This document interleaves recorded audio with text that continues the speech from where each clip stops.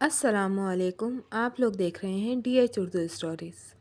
आप सबसे गुजारिश है, अगर आप लोग मेरे चैनल पे नए हैं तो प्लीज़ मेरे चैनल को लाइक शेयर एंड सब्सक्राइब करें और साथ ही दिए गए बेल आइकन के बटन को प्रेस कर दें ताकि मेरी हर नई आने वाली वीडियो आप तक पहुंच सके। उम्मीद करती हूं कि आज की ये कहानी आपको पसंद आएगी। मिर्ज़ा खालिद बरामदे में तकिया लगाए अपनी बेटी को घूर घूर के देख रहे थे, जो सहन में चूल्हे पर हांडी चढ़ाए खाना पका रही थी। दुबला पतला छरीरा जिस्म, खशखशी दाढ़ी, सर पर हर वक्त रुमाल बांधे मिर्ज़ा गालिब 50 के लगभग थे। मिर्ज़ा के 2 बेटे और 3 बेटियां थीं। सबसे छोटी बेटी शकीला घर पर थी। बाकी बेटे बेटियों की शादियां हो चुकी थीं। दोनों बेटे शादी के बाद अलग हो चुके थे, बल्कि यूँ कहना मुनासिब है कि मिर्ज़ा खालिद ने उन्हें अलग किया था। खाना तैयार है, खा लो, बीवी ने उनके सामने खाना रखते हुए कहा तो वो ख्यालों से चौंक पड़े। शकीला को ऐसे क्यों घूर घूर कर देख रहे थे? बीवी ने कपड़े से रोटी निकालकर उनके सामने रखते हुए कहा। खालिद ने सर से रुमाल खोलकर तकिए पर रखा और रोटी तोड़ते हुए कहा, शकीला की शादी अगर हो गई तो सारे दुख दूर हो जाएंगे। निवाला गोया उसकी बीवी के हलक में अटक गया। उसने बामुश्किल निगलते हुए कहा, खुदा का खौफ करो, बाकी बच्चियों की तरह इस मासूम की ज़िंदगी भी तबाह करने पर तुले हो। बेटियां घाटे का सौदा हैं, मैं अगर घाटे को नफ़ा में बदलूं तो इसमें कबाहत क्या है? खालिद ने गिलास में पानी डालकर कहा। पानी पीने के बाद वो खाने में एक बार फिर मशगूल हो गया, जबकि उसकी बीवी ने हाथ खींच लिए। जाने क्यों खाना एकदम इंतहाई कड़वा कसीला हो गया। वो खामोश रही, इसलिए कि वो जानती थी कि खालिद एक बार जो कह देते हैं वो करके ही रहते हैं।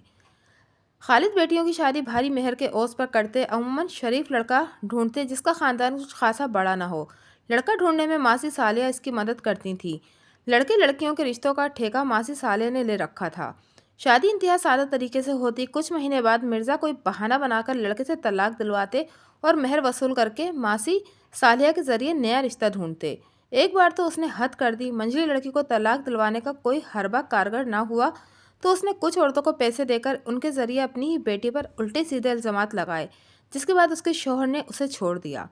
एक दिन खालिद घर में अकेला था। उसकी बीवी मैके गई हुई थी।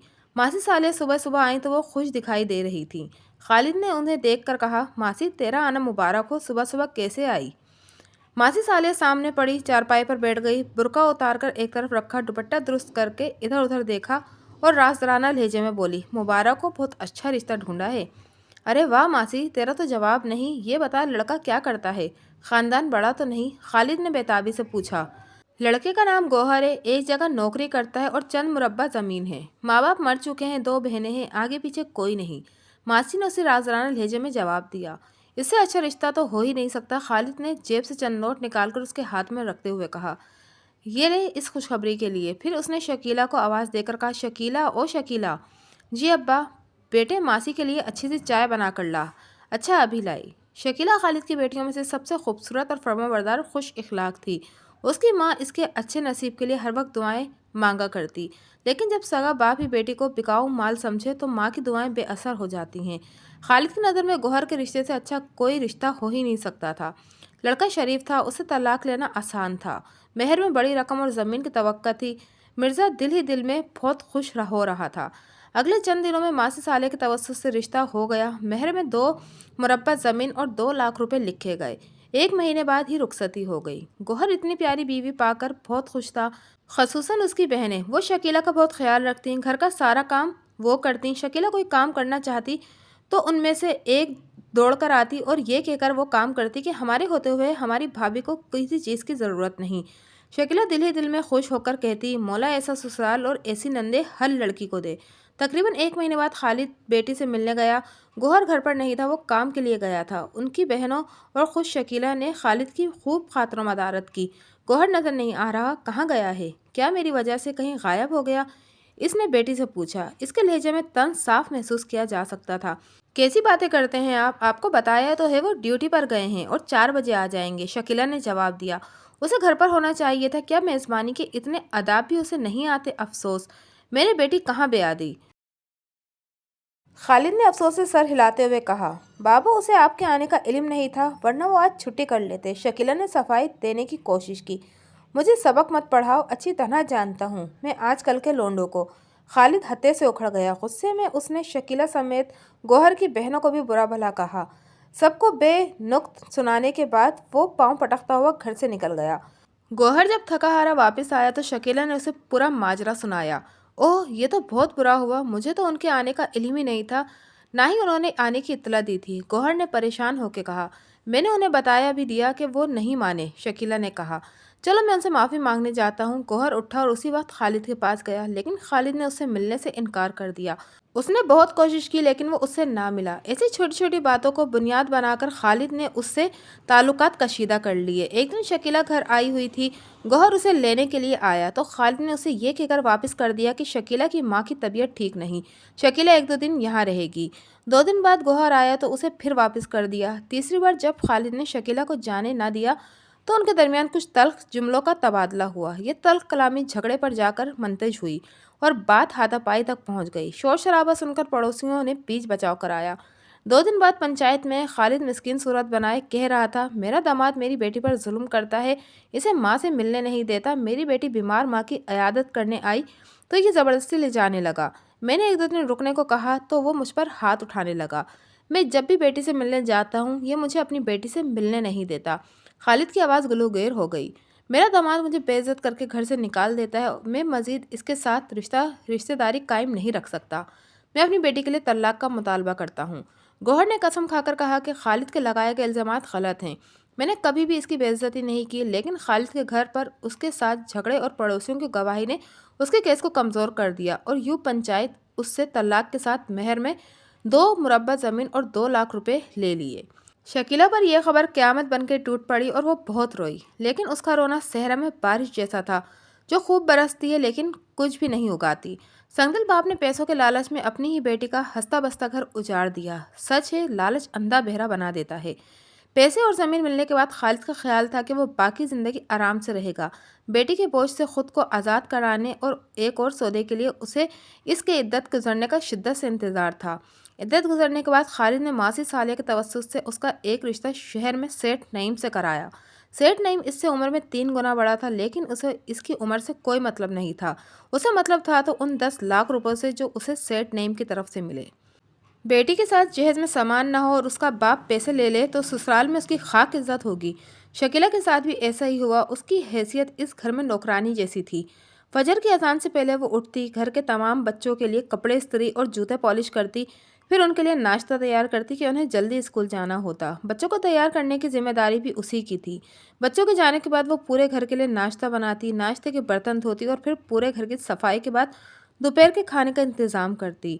सारा सारा दिन काम करने और मुनासिब खाना ना खाने की वजह से उसकी सेहत ख़राब होने लगी। कमज़ोर बदन पर बीमारियां जल्दी हमला आवर हो जाती हैं। बीमारी में जब वो काम करती तो उसे गौहर की बहनें याद आ जाती जो उसे किसी चीज़ को हाथ न लगाने देती। इस दोज़ख में उस जन्नती घर को याद करके वो बहुत रोती। एक दिन उसे बुखार चढ़ा हुआ था और घर में मेहमान आए हुए थे। उसने जैसे तैसे खाना तैयार किया। उसका बदन टूट रहा था। चक्कर आने की वजह से वो कई बार गिर गई। जब उसकी कुव्वत मदाफ़त जवाब दे गई तो थोड़े आराम के लिए वो अपने कमरे में गई और बिस्तर पर लेटते ही सो गई। खाने का इंतज़ार करते करते जब देर हो गई तो उसकी देवरानी आई और उसे झंझोड़ कर कहा, उठ, इधर मेहमान आए हैं और तू उधर शहजादी बने सो रही है। खाना क्या तेरा बाप लगाएगा? बाजी, मुझे बुखार है, बदन टूट रहा है, मुझसे उठा नहीं जाता। खाना तैयार है, बुरा न माने तो आप लगा दें, शकीला ने इल्तिजा करते हुए कहा। तर्राख देवरानी ने उसे इतने ज़ोर से थप्पड़ मारा कि उसके चेहरे पर उसकी उंगलियां नक्श हो गईं। तेरे नखरे बहुत बढ़ गए हैं, मेहमान चले जाएं तो तेरी खबर लेती हूँ, ये कहकर वो चली गई। रात के जब मेहमान चले गए तो सेठ नईम गुस्से से बेचो-ताप खाते हुए आया। आते ही उसने शकीला की पिटाई शुरू कर दी। औरत होते हुए भी उसकी देवरानी उसकी चीखों से महजूज होती रही। जब सेठ नईम मारते मारते थक गया तो उसने शकीला को धक्के देकर घर से निकाल दिया। यूँ भी हड्डियों के इस बीमार ढांचे की ज़रूरत अब उसे नहीं रही थी। शकीला हाथ जोड़कर उसके सामने गिड़गिड़ाई, और इतनी रात को मैं कहाँ जाऊँगी, इसे रात यहीं रहने दिया जाए। लेकिन सेठ नईम ने उसकी एक ना सुनी। घर से निकलकर बेचारी डरी सहमी गिरती पड़ती गौहर के गांव की तरफ जाने लगी, उस उम्मीद पर कि गौहर उसे अपना लेगा, इसलिए इसका बाप कब का मर चुका था। काफ़ी देर चलने के बाद उसे 2 चौकीदार नजर आए तो उसके दिल में उम्मीद की शमع रोशन हो गई और वो उसे गांव पहुंचा देंगे। मगर इसकी सारी उम्मीदें हवा हो गईं। जब करीब जाकर एक चौकीदार ने उसे रोक कर कहा, क्यों, किसी आशिक के साथ घर से भाग रही है क्या? मैं अभी तेरे घर वालों को खबर करता हूँ कहाँ से आई है।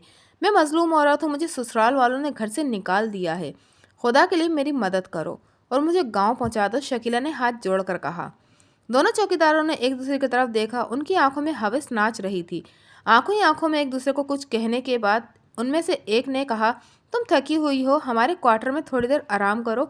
मेरा साथी तुम्हें बाहिफाजत घर पहुंचा देगा, फिक्र करने की कोई ज़रूरत नहीं है। शकीला डरते डरते वसवसों में घिरी इनके साथ गई, और वो करती भी क्या, उसके पास कोई चारा नहीं था। कमरे में पहुंचकर दोनों अंदर आए और कुंडी लगा दी। जब वो दोनों दस्त दराजी करने लगे तो उसे यकीन हो गया कि वो आसमान से गिरकर खजूर में अटक गई है। वो रोई गिड़गिड़ाई, उन्हें खुदा और रसूल के वास्ते दिए, मगर बेसूद। जिन पर शैतान सवार हो चुका हो, किसी की सुनते कब हैं। जहन्नुम की आग खुद ही खरीद लेते हैं। चौकीदारों ने सारी रात उसे भमोड़ा। शकीला इस सदमे से ताब न लाकर पागल हो गई।